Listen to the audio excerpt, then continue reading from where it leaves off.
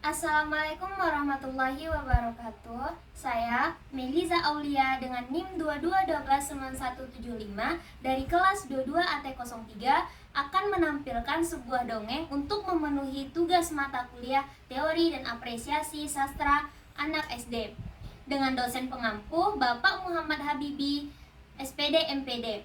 Di sini saya akan menampilkan sebuah dongeng yang bergenre fabel dengan judul Kancil dan Jerapah. Selamat menyaksikan.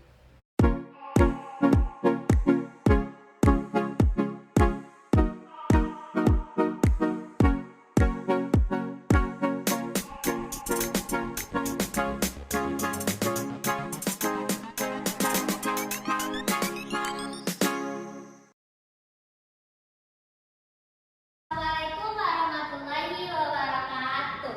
Waalaikumsalam warahmatullahi wabarakatuh. Selamat pagi anak-anak. Pagi, Ibu. Bagaimana kabarnya hari ini? Alhamdulillah baik, Bu. Apakah kalian sudah sarapan di rumah? Ilva, sarapan apa tadi pagi? Ayam goreng, Bu. Oh, enak sekali ya. Baiklah, untuk pembelajaran kita pada hari ini, kita akan mendengarkan sebuah dongeng yang akan Ibu ceritakan. Jadi nantinya Ibu harap anak-anak Ibu bisa mengambil pesan-pesan yang akan diterapkan nantinya di rumah atau di mana saja. Baiklah, kali ini Ibu akan mendongengkan sebuah kisah tentang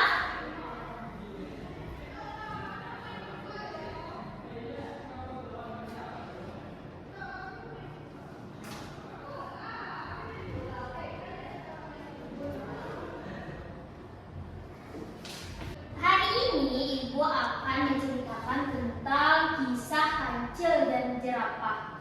Nah, sekarang Ibu tanya, ada yang tahu kancil tidak? Siapa yang tahu kancil?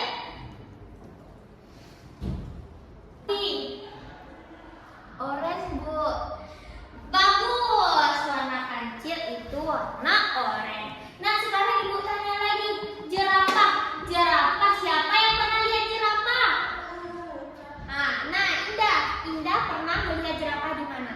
Di kebun binatang, Ibu. Nah, sekarang Ibu tanya, ciri-ciri jerapah itu bagaimana? Dia Lehernya panjang, kakinya ada Terus? 4. terus tepuk tangan untuk kita semua. Nah, Ibu akan menceritakan kisah Kancil dan Jerapah. Di sebuah hutan yang disebut hutan fauna, hiduplah kancil, jerapah, domba, dan hewan-hewan lainnya. Hari ini matahari di hutan itu bersinar dengan sangat hangat. Sinarnya memantul pada butiran-butiran air yang ada di hutan itu, sehingga nampak seperti permata yang sedang berkelap-kelip. Karena pada malam harinya turun hujan, jadi hutan itu memiliki dedaunan dan rumput yang sangat segar, sehingga semua hewan-hewan yang ada di sana memakan rumputan dedaunan itu dengan sangat bahagia, termasuk si jerapah. Jerapah itu adalah seekor jerapah. Jerapah itu pun ikut memakan dedaunan yang ada di hutan fauna sambil berkata,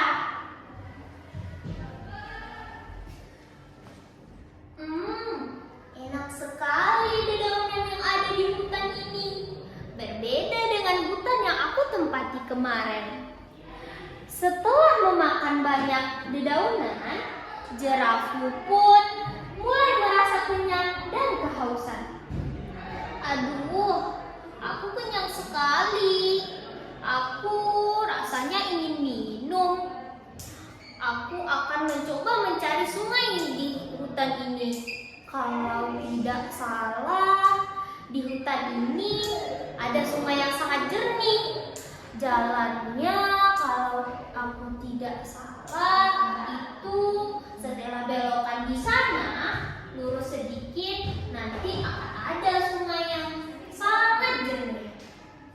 Setelah itu Jerafu pun mulai menyusuri hutan untuk mencari sungai yang jernih lagi. Di tengah-tengah perjalanan, Jerafu menemukan jalan-jalan yang berlubang dan penuh dengan lumpur. Dan ia berkata lagi, "Aduh, kotor sekali jalanan ini. Kakiku bisa gatal dibuatnya." Tidak hanya itu saja, Jerafu juga menemui bunga-bunga yang sangat indah. Dan ia berkata lagi, "Indah sekali bunga di sini. Cocok seperti diriku. Aku kan menyukai hal-hal yang sangat cantik." Begitulah kata Jerafu selanjutnya. Ia pun mulai menyusuri hutan yang ada di sana dan tibalah ia ke sungai untuk tempatnya minum. Sesampainya di sungai itu, dia pun melihat seekor domba dan mulai menghampiri. "Lihatlah siapa yang minum di sungai ini. Ada domba baru ternyata. Hei Dewi domba, pergilah. Aku ingin minum di sungai ini." "Kenapa aku harus pergi? Kan kita bisa minum bersama." "Minum bersama katamu?" "Tidak, aku tidak mau minum bersamamu. Kau sangat kotor, tidak seperti diriku." Kenapa aku harus pergi? Kan kau bukan pemilik sungai ini." "Aduh, kau tidak mengerti juga ya. Lihat diriku. Tubuhku tinggi, kakiku panjang, wajahku tampan, tubuhku sangat cantik. Sedangkan dirimu, tubuhmu pendek, kakimu pendek, bulumu penuh dengan lumpur, tidak seperti diriku yang cantik ini. Kakiku saja lebih indah daripada tubuhmu." Setelah mendengar perkataan Jerafu, Dewi domba pun mulai termenung dan memikirkan perkataan yang diucapkan oleh Jerafu. Nah, sekarang ibu ingin tanya, apakah kita boleh meniru sifat Jerafu kepada Dewi si domba? Nggak boleh. Tidak.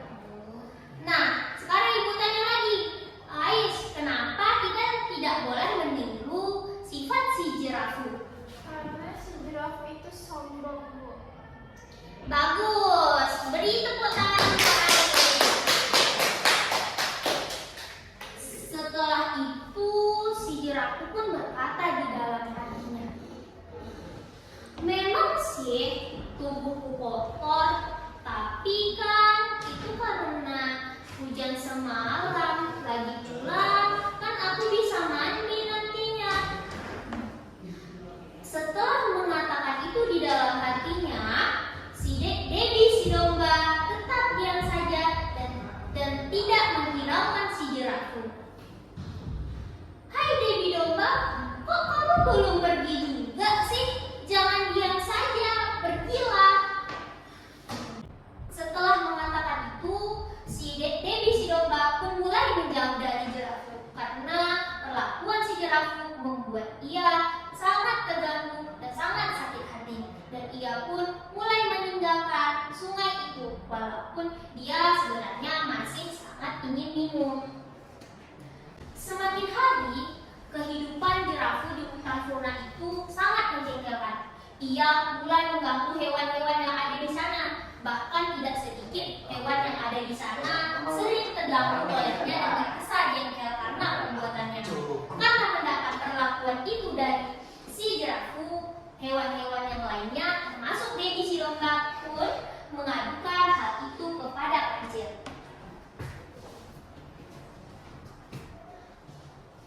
"Hai mendengar berita tentang si Jerafu. Aku sudah mendengarnya, Dewi Domba. Kau tenang saja, aku sudah memikirkan cara agar si Jerafu tidak lagi mengganggu hewan-hewan yang ada di sini. Oh, kalau begitu, apakah cara untuk menghukum si Jerafu? Kau tenang saja, aku sudah memikirkan caranya. Keesokan harinya, si kancil pun mulai menemui si Jerafu. Hai Jerafu, aku dengar kau memiliki kekuatan lari yang sangat kuat. Oh, ternyata kau sudah mendengar tentang kehebatanku. Ternyata hewan-hewan yang ada di sini sudah menyebarkan segala kekuatanku kepadamu. Kalau memang begitu, aku ingin menantangmu. Besok, apakah kau bisa lomba lari denganku? Bagaimana? Apakah kau menerima tantanganku? Tentu saja aku menerima tantanganmu. Kau salah memilih lawan, kancil.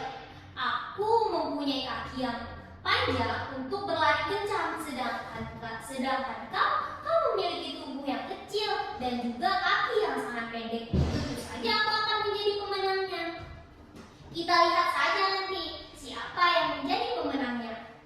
Oke, tapi aku mempunyai satu permintaan. Jika aku menang, kau harus berjanji tidak lagi mengganggu hewan-hewan yang ada di hutan fauna ini. Cuma itu permintaanmu, kancil. Tentu saja aku menerimanya. Kita lihat saja siapa yang paling berkuasa di hutan ini.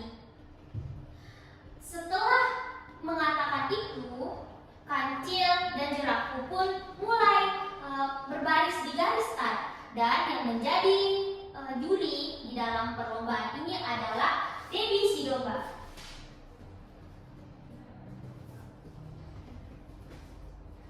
Aku akan menjadi juri dalam perlombaan hari ini.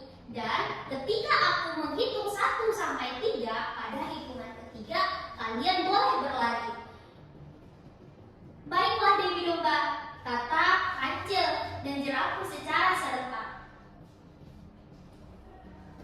1, 2, 3.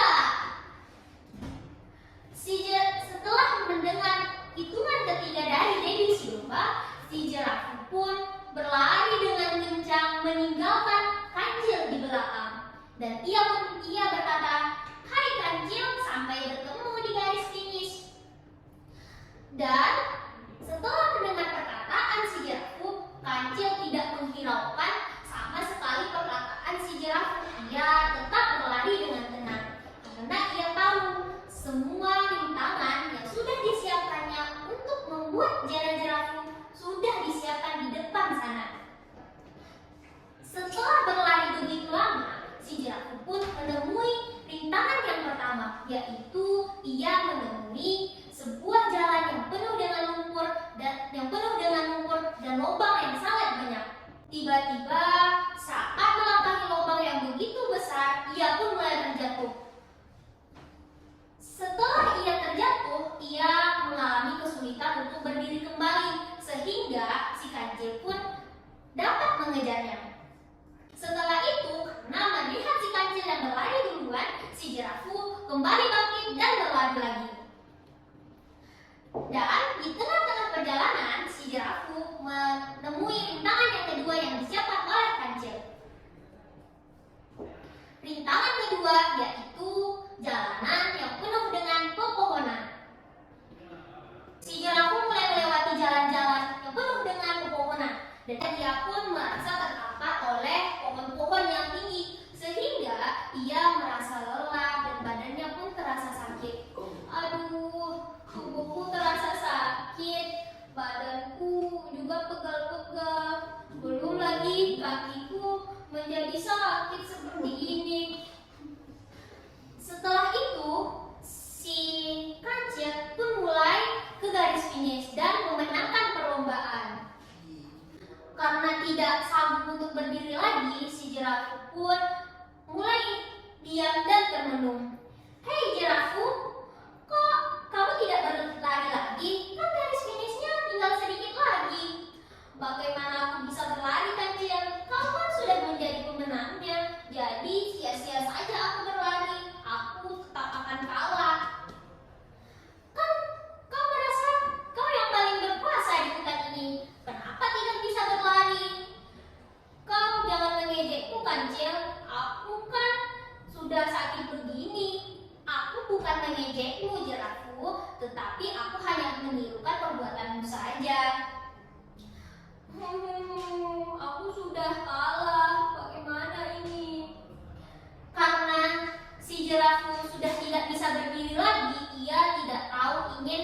minta tolong kepada siapa.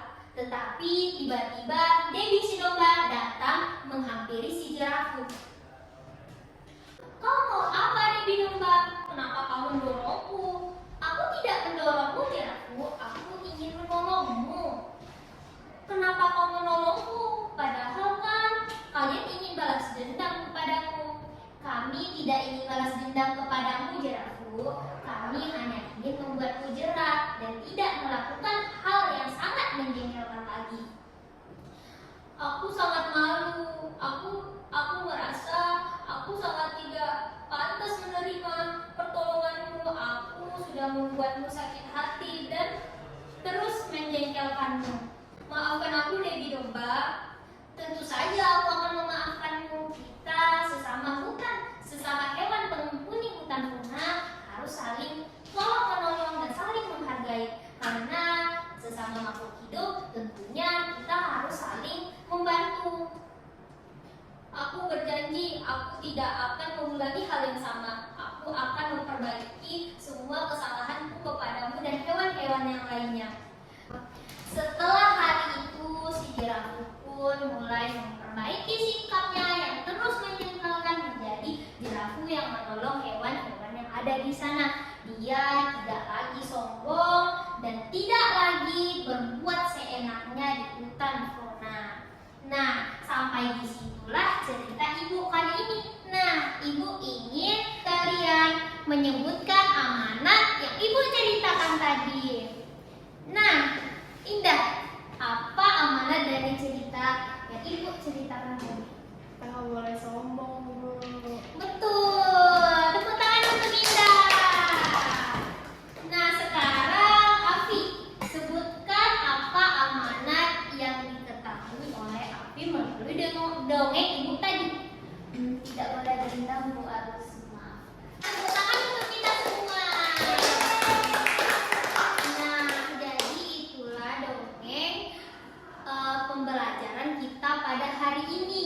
Nah, ibu luruskan lagi, kita tidak boleh menghina teman kita karena itu bisa membuatnya sakit hati. Dan kita juga tidak boleh berbuat sombong karena itu merupakan hal yang sangat tidak baik. Anda dengar